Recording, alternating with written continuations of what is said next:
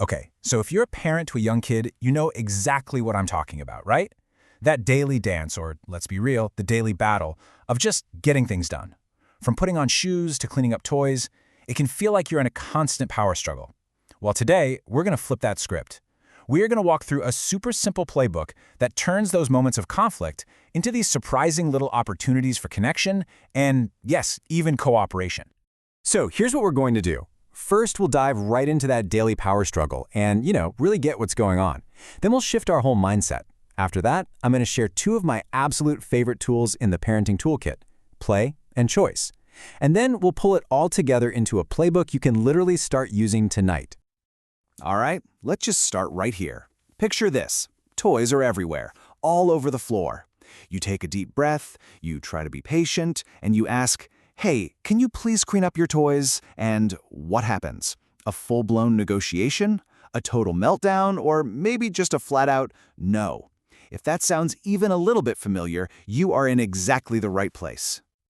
And look, the very first thing you need to know is this is normal. So normal. You are not alone in this. It's not a sign you're doing anything wrong. Actually, it's a sign that your child is developing their own sense of self, their own will, which, believe it or not, is a good thing. We just need to find a new way to work with it, not against it. So, what is the big secret? Well, it isn't about getting more control or winning the fight. Nope, it's about changing the entire game, shifting our whole approach from one of conflict to one of cooperation. This slide, it just lays it out so perfectly. Over on the left, that's the old way, right? The top-down commands, the do it now, that almost always just ends in a fight. But on the right, that's the new way. It's all about inviting them to join you. Just switching from a command to a choice can turn what was about to be a conflict into a moment of actual connection. It's a huge shift. And this quote just nails it. A collaborative partnership. I love that. Think about that for a second. This doesn't mean you stop being the parent. Not at all. You're still the leader, but now you're leading a little team of two instead of just barking orders at a subordinate. So how do we actually do this? Let's get into our first tool. Okay, our first major strategy here is to unlock the incredible power of play. You have to remember, for a little kid, play isn't just for fun, it is their language. It's how they understand the world. So if we want them to listen to us, we got to start speaking their language. So here are 3 super easy ways you can start doing this right now. Instead of put your socks away, grab a sock, put it on your hand, and use a silly voice, like, "I'm so cold, I want to go home to my drawer." Or you can turn cleanup into a race. Or, my personal favorite, just blast their favorite song and have a cleanup dance party. It is amazing how much a little bit of fun can totally change the vibe. And this is where you can have some real fun. Get creative. A raisin isn't just a raisin anymore. It's a magical tidy-up energy pill that gives them the superpower to clean at lightning speed. Now, it might sound completely ridiculous to us, but for a kid, that little spark of imagination can take a chore they hate and turn it into this awesome, exciting mission. Okay, strategy number 2 is just as powerful. Let them take the lead.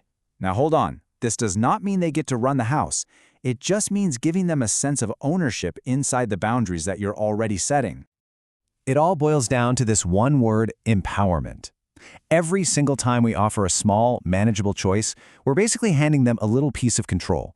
And here's the magic trick. When kids feel like they have some power, they are way, way less likely to fight you for it. Seriously, make this your new mantra. Before you give an order, just pause for a second and ask yourself, is there a choice I can offer here? Because that tiny little shift from a command to a choice can completely change everything that happens next. A simple chart like this? Oh man, this is gold. Look closely. Getting dressed isn't optional. Eating breakfast isn't optional. But the how? That's up to them. Red shirt or blue shirt, cereal or toast, either choice is totally fine with you. But for your child, getting to make that decision themselves is so empowering. It makes them want to be part of the team. And hey, never, ever underestimate the power of a silly title. Making your kid the official sock sorter or the chief door closer gives them this amazing sense of importance and responsibility. They're not just doing a chore anymore. They're performing a really important job. And that feeling, that can make all the difference.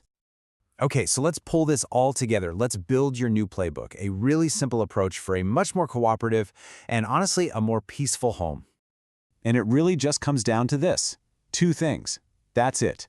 First, be playful. Find any tiny chance you can to turn a demand into a game.